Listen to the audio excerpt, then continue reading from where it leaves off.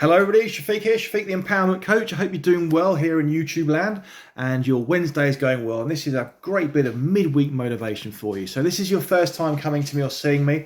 My name is Shafiq vlog3 and I'm a coach, an author and a speaker. An author of this book here, There's No Shame. Get it from www.shafiqempowermentcoaching.co.uk. But most importantly, I am the survivor of 2 suicide attempts. That's right, I've said it as confidently as saying 20 pounds of diesel on pump number 3. It happens, 1 in 4 people will struggle with a mental health condition, and I'm passionate, yes, passionate about breaking down those stigmas and taboos associated with poor mental health. Okay, so the reason for me doing these blogs this week is because the 10th, 20, this coming Saturday is World Mental Health Day, and it's a hugely important day. And it's one thing World Mental Health Day is going to do, hopefully, as it is every year, is get people talking. So the reason for these blogs this week, leading up to it, Monday, Tuesday, Wednesday, is about my story and about how I went from where I was with my 2 attempts in my life to where I am now, and give people an insight, but crucially give people a relatable insight into what it's like living with a mental health condition, and make it completely relatable in regards to what happened in my life, where I went wrong, the emotions I was feeling, the avenues that I chose or I looked at in order to overcome it, and how I overcame it and how I kept moving forward, how I didn't slip back to those places. Because if you read the book, I'll put it up there again, you will know that between 2016 and 2018, life threw us a hugely tough time. And I wonder how I didn't slip back to where I was in 2016 when I attempted to take my life for that second time. Okay, so please look back at their past videos. Just in a nutshell, 2006, I attempted to take my life, and in 2016, I did exactly the same. And the one consistent thing was I found myself in the same situation, the same career, and in the same mindset as I was over those 10 years.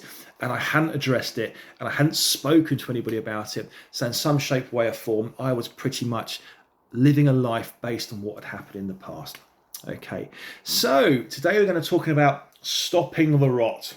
Okay, so how did I come from that last guy, that last attempt of my life in April 2016?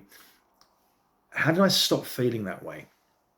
And that's quite a big thing to say, that you go from that point where I'm hurtling towards a central reservation at 50 miles an hour to all of a sudden going, whoa, this is not for me anymore. I've got to do something about it. But how did I stop that really bad head spin, that bad headspace of all the negativity, the dark thoughts, and try and take hold of it? Because a lot of us will want to think it and want to challenge what we're thinking, but we won't know how to. Okay, so the one thing that I did was that I understood that a lot of my poor mental health, or my chronic medically described chronic depression and chronic anxiety, that's what I had, along with the suicidal thoughts. A lot of it was down to self-sabotage. What do I mean by self-sabotage? When I say self-sabotage, I mean how I felt about myself and how I was constantly seeing myself. Because if you're in those dark places like I was, and I was consistently up and down like a yo-yo between 2006 and 2016, I was always coming back to what I'd done previously. So for me in 2007, 8, 9, 10, 11, 12, all the way up to 2016, I was pretty much, for every time I had a bad patch in my life, I'd always go back to, well, I've done it before. So this is pretty much defining who I am. I'm the only crazy guy in the room, as I say. I'm the only one taking the prescription drugs. I'm the only one feeling this way. So, you know what? It's all right, Shafiq. I was almost justifying it. So when I had really, really low periods, I was thinking to myself, yeah, this is defining who I am. I know this person. I'm almost comfortable being this person. And that is where the self-sabotage is. It's very difficult to pick yourself up and have those sharp conversations with yourself. But crucially, the conversations I had with myself involved talking to those other people around me, those nearest and dearest that I started to open up to. Because we're very good at talking ourselves out of things. I think the great Mel Robbins says it's a known phenomenon. It's the spotlight effect. If we think and we and then before you know it, 3 seconds has gone, you've talked yourself out of it. You've given yourself that sense of anxiety. You've given yourself that sense of talk myself out of it, and then you don't carry on. So every time, maybe over those 10 years, not every time, but every time I wanted to speak to somebody over those 10 years, I didn't speak to them because I felt like they wouldn't know. How would they understand? Well, let's be honest. As I say, 1 in 4 people will struggle with this mental health condition. It's probably more. We're living through the most trying times in the world with the whole C as in COVID situation. And we don't know how to deal with it. We're muddling on as we do, as best we can. We're being told one thing by one group of people, one by another group of people. And it can become all very, very overwhelming and fearful and confrontational. And I'm sure there's been arguments in families and friends and workplaces.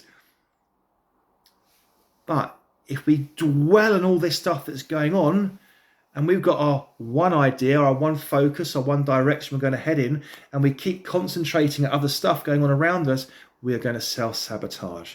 We're not going to have that resilience. We're not going to have that drive, that strength, that courage, that belief that you can get through this. And the way you get that is by talking to like-minded people. So as I said, my wife wasn't medically trained. She's not a doctor. She's not a GP. She's not a nurse. But she encouraged me and she supported me.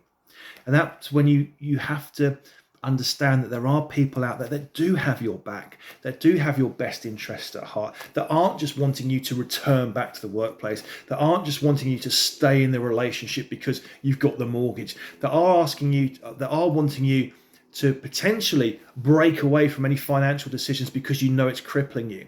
And this doesn't just go for a mental health condition. I class myself as the guy that survived 2 suicide attempts. I'm the guy who class myself as an empowerment coach. That's what I do. So what I do day to day, I help people get through those sticky situations. So you don't have to be in that loveless marriage or relationship. You don't have to be tied into that career. You don't have to be tied into that financial commitment that you've got going on, or whatever it might be. These are all skills and emotions and feelings that we all have. But ultimately, we can spin them around on their heads and say, no, that's not for me. And that's how I felt once I started to take ownership of what I was thinking and how I was seeing myself.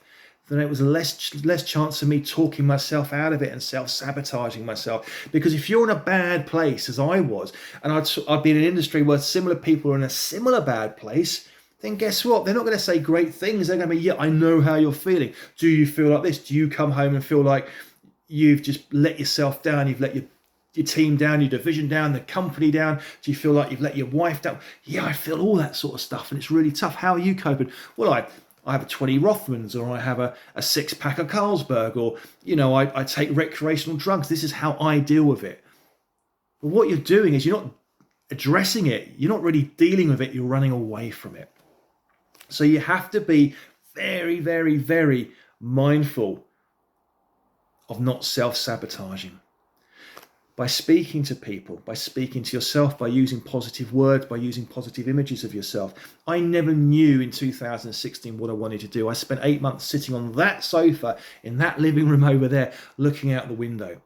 And by pressing pause on my life and what was going on, and by taking the medication in my case, I managed to kind of play catch up.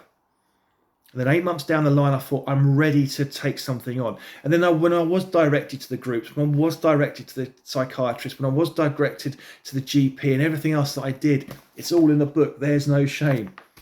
I felt I was prepared. I felt I had some degree of understanding. I felt like I had some degree of clarity. And that's when I wasn't self-sabotaging myself. That was when I was ready to take a change. And that change for me really did involve saying, you know what, I haven't had these dark thoughts. And then when this curveball came at us in 2016 to 2018, after I tried to do what I did for the second time, I looked back in 2018, I thought, you know what, I haven't gone back to those dark places in my mind, so I must be doing something right. And that was all the tips and all the techniques that I used, and all the understanding, and also all the self-love I gave myself, all the self-praise and gratitude I gave myself. I understood that I was an amazing individual. I understood that I was blessed. I felt my pulse and felt grateful for feeling my pulse. I understood that the miracle of life and the fact that I am amazing. Just think of the idea that you can create life. You have the ability to create life. That is the most amazing thing if you are blessed to be able to do. Create life. That's how amazing you are. And once I started to readdress it and look at it in those shapes, ways and forms, I understood that I had a lot more to offer. And that if I wanted to go for something in life, I could. And to stop being concerned with what other people said about me and other people felt about me. The fact I had turned my back on people and people were talking behind my back, as I say, well, that was tough.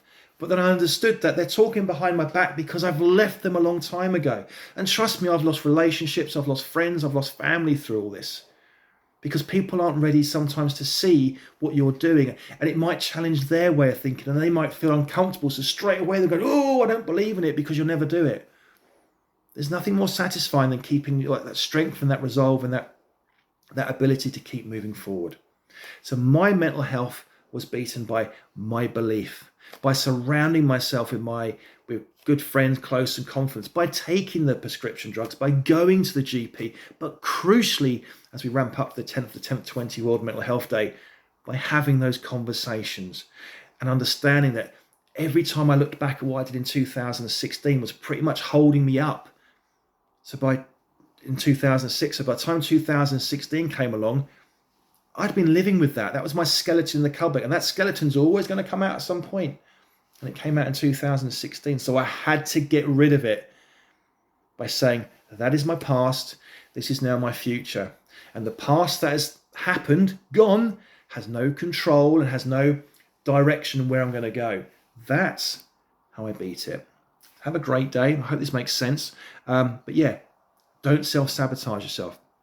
If you want to find out more about me, please do. If you want to grab the book, go to www.shafiqempowermentcoaching.co.uk, or you can get it on Kindle, or you can get it on Audible via the old Amazon. Social media links in the link below. Please like, please share, please subscribe, hit that bell icon. Please share this out, because the more people that talk around World Mental Health Day, the more taboos and myths and stigmas we all break together. And it's all about sharing and talking and having a positive take on mental health. Have a great day. Catch up with you tomorrow. Lots of love, lots of respect. Stay strong, stay healthy. Catch up with you tomorrow. Cheers. Bye.